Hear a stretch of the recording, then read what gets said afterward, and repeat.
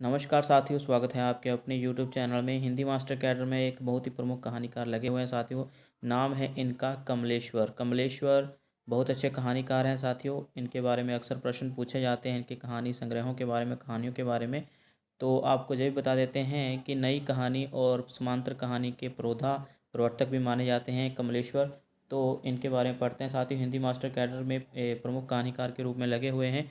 तो इनके कहानी संग्रह हम ज़्यादा सहजता से पढ़ेंगे और उपन्यासों को भी आपके सामने प्रस्तुत करने का प्रयत्न करेंगे जो इन्होंने लिखे हुए हैं। तो साथियों, अन्य हिंदी साहित्यिक परीक्षाओं के लिए भी यह वीडियो बहुत लाभदायक सिद्ध होने वाली है। तो इनके बारे में पढ़ रहा हूँ कि मैनपुरी कस्बे का आसमां उस समय आने वाले भविष्य को सोचकर मंद गति से मुस्कुरा रहा था जब 6 जनवरी 1932 को कमलेश्वर जी का जन्म हुआ था। इनके पिता जगदम्बा प्रसाद सक्सेना मैनपुरी के प्रतिष्ठित जमींदार थे।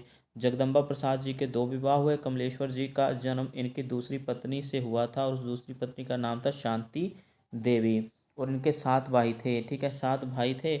और इनमें से सबसे बड़े भाई का नाम था महेश्वर प्रसाद सक्सेना और कमलेश्वर सबसे छोटे घनिष्ठ भ्राता रहे। इन दोनों के बीच 5 भाइयों की मृत्यु अल्पायु में ही हो गई थी। इनके पिता इनके पिताजी के सामने ही इन संतानों की अल्पायु मतलब छोटी सी आयु में ही चल बसने के कारण वे अत्यंत दुखी हुए इनके पिताजी। और इसी असीम दुख से स्वयं जगदम्बा प्रसाद भी 1935 में हृदयघात से स्वर्ग सिधार गए। अब इनके पुरस्कारों के बारे में पढ़ लेते हैं जो कि कमलेश्वर को मिले।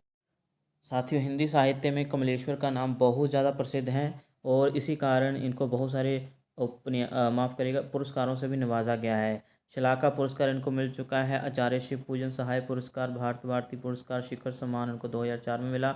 हिंदी साहित्य अकादमी पुरस्कार ऐसा लिखेगा, हिंदी साहित्य अकादमी पुरस्कार इनको मिल चुका है 2003 में, ठीक है, 2003 में मिला। और किस पुस्तक में मिला, किस उपन्यास में मिला था, वो था कितने पाकिस्तान।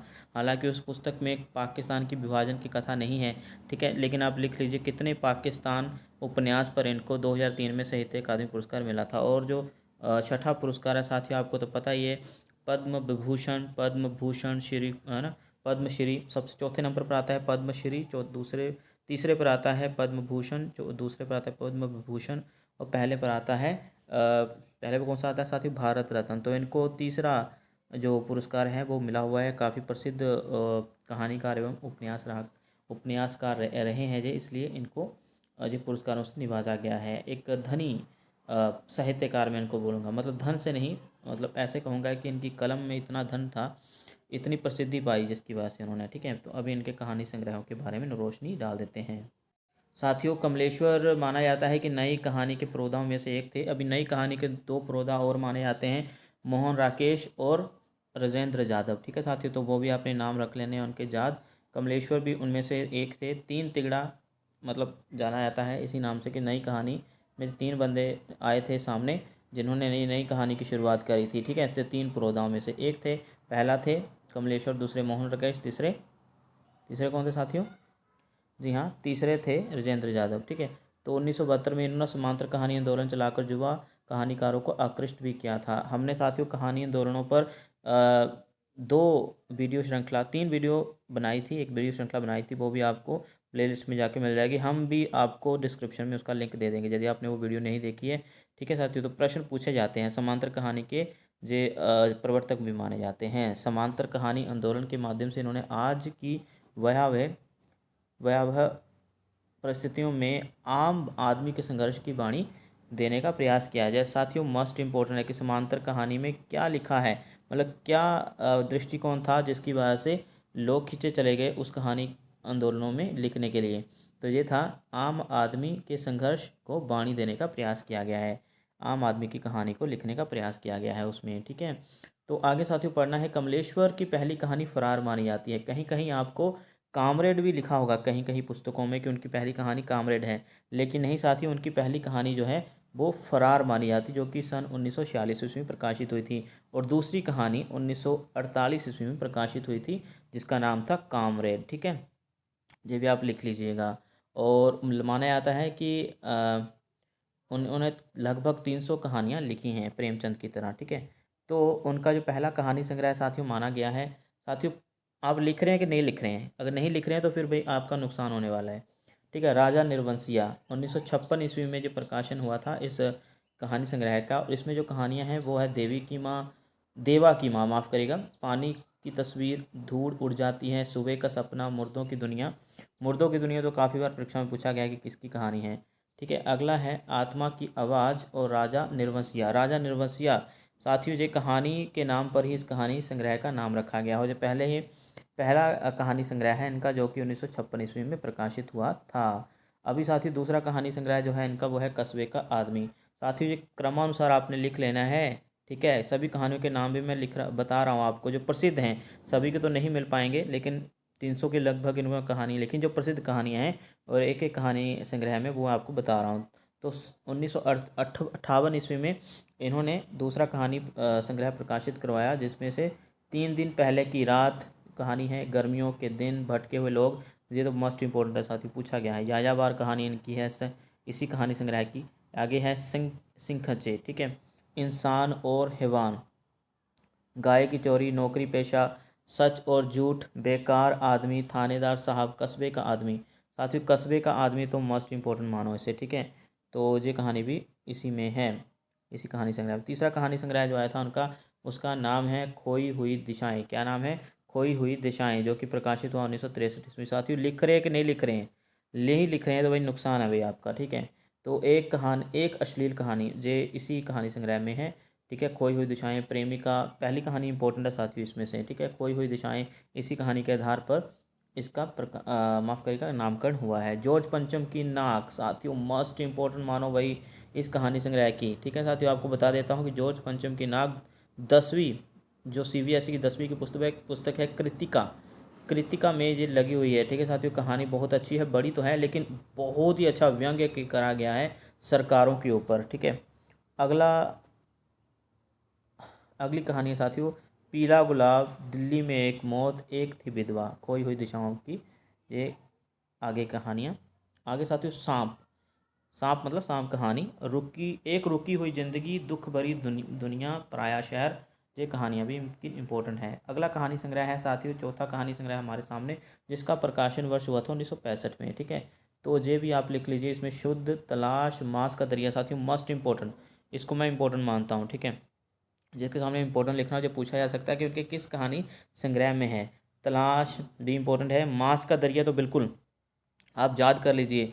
ठीक है, जो इसी कहानी के नाम पर ही इसका, ठीक है, वहाँ पर ये भी आ सकता है कि किस कहानी संग्रह में है। तो ऑप्शन में अगर मांस का दरिया होगा ना, कहा मांस का दरिया कहानी संग्रह में ही मांस का दरिया कहानी है, तो टिक कर आना बिना पल के झपकाए। ठीक है ना, तो ऐसे प्रश्न पूछे जा सकते हैं। दुखों के रास्ते, फिर ऊपर है ऊपर उठता हुआ मकान, जो लिखा नहीं जाता, कुछ नहीं, कोई नहीं।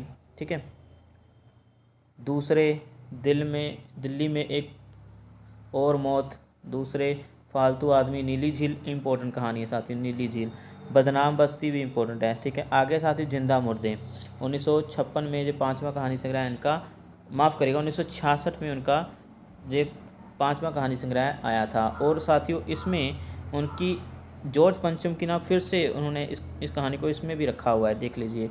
स्मारक पहली कहानी है, जॉर्ज पंचम की नाम को इसमें भी स्थान दिया। नाथ, शरीफ आदमी, आत्मा, अमर है। ठीक है साथियों, जैन के कहानी संग्रह जिंदा मुर्दे, मतलब पांचवा कहानी संग्रह।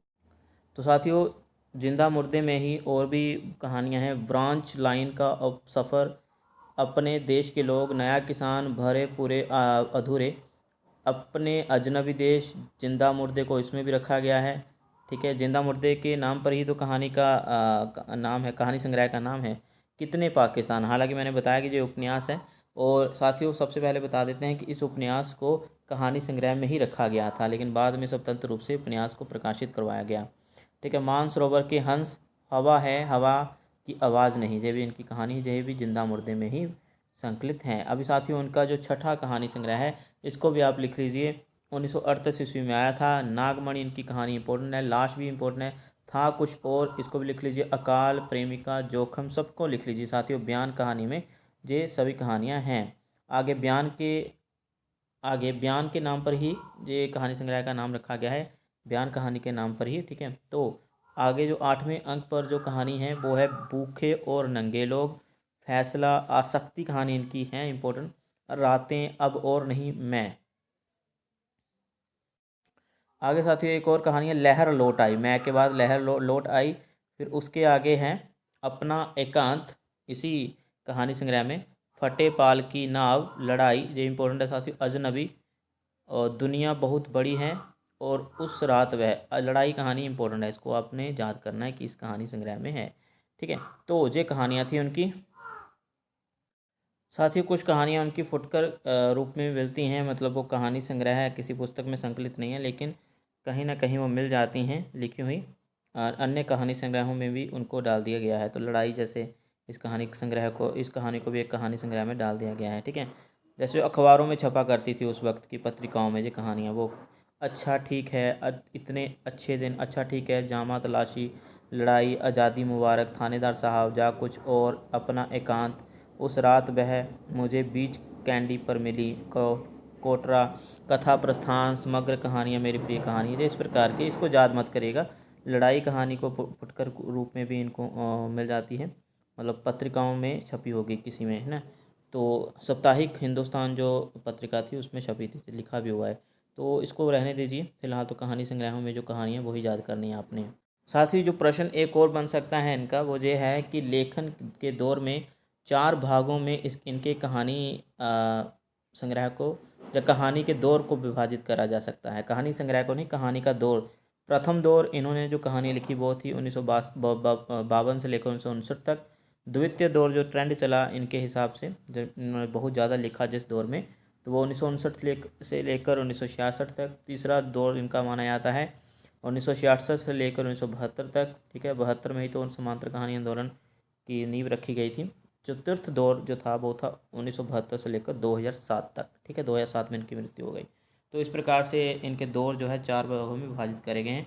ये भी आपने लिख लेना है, याद कर लेना है। अभी आपने मुझे कमेंट करना है, तभी हम इनकी कहानियों पर कुछ वीडियोस बनाएंगे। ठीक है, यदि आप चाहते हैं कि इनकी प्रसिद्ध कहानियों पर 2-4 वीडियोस बना दें, जहाँ एक वीडियो में ही इनकी कहानियाँ आपके सामने रखें, तो हमें ज़रूर बताइएगा। मैं आपका कमेंट का वेट करूँगा। ठीक है, तो आपने ज़रूर बता देना हमें। तो मिलता है किसी अन्य साहित्यकार के साथ। जितना जानना चाहिए था वो हमने जानकारी आपको दे दी। अभी आपको उपन्यासों के बारे में थोड़ा सा बता देते।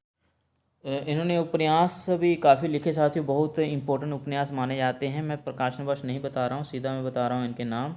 एक सड़क 57 गलियाँ, यदि आप यूजी नेट की परीक्षा देने जा रहे हैं तो उनके लिए हम अलग से वीडियो बना देंगे इन उपन्यासों के ऊपर। ठीक है, एक सड़क 57 गलियाँ, डाक बंगला, लौटे हुए मुसाफिर, तीसरा आदमी, ये काफ़ी इंपॉर्टेंट उपन्यास माने जाते हैं।